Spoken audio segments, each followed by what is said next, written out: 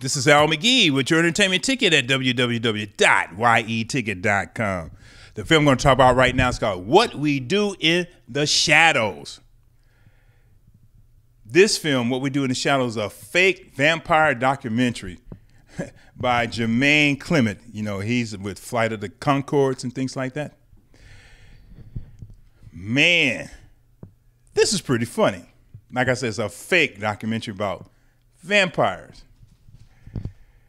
The documentary crew, they follow 4 vampires.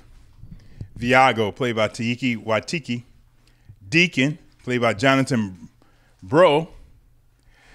And Velislav, played by Jemaine Clement. And Petrie, played by Ben Fransham.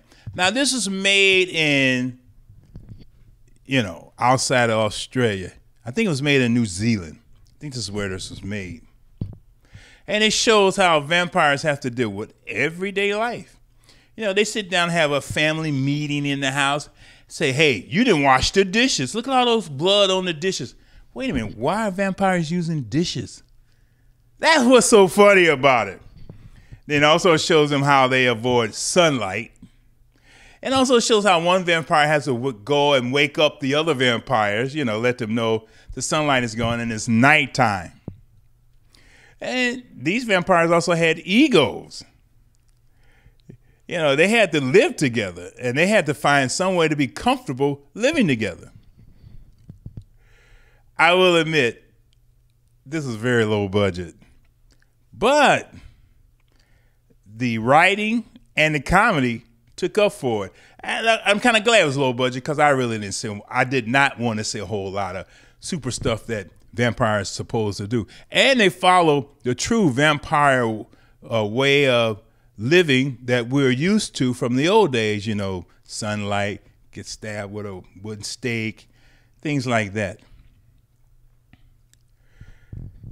And then the documentary people, they follow them, they run into werewolves in town. You should see that.